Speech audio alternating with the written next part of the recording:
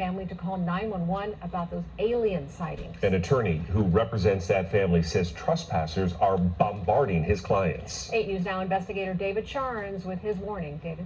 Right, Denise, that message is to stay out or you could get shot. We don't know what happened at this home, which prompted now this viral police response. We do know this attorney says you could get sued if you intrude. You do not think this is a hoax? That's not the part I go into, because that's not what I've hired for. Sam Haydari says the family in this body camera video, who called 911 reporting aliens, has this warning. There is a possibility of the injury if they get into it, because this family also, they are armed as well. So it's better not to do it, because they cannot determine who is entering, who is a trespasser, who is a thief, or who is a robber. There's like an 8-foot person beside it, and another one's inside, and it has big eyes and looking at us, and it's still there. The family making that call, saying there were 2 large figures in their yard.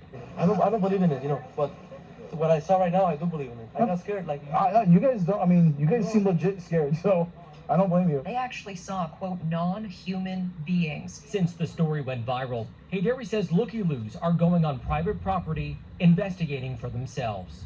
They don't have any aliens in the storage or anywhere, so don't try to climb up the walls or send a drone. Keyboard detectives, meantime, have gone over the videos frame by frame, including this clip from the backyard that night.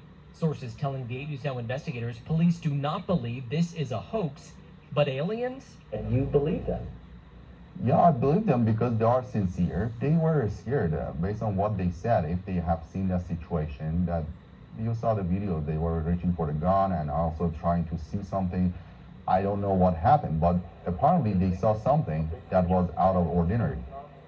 As we reported earlier this month, Metro set up cameras at that home after that family called about a possible trespasser. Police tell me today that there's no further calls for service at that address and that those cameras are gone. Big question, though, Denise, is if there were beings there, whatever it was, where did they go?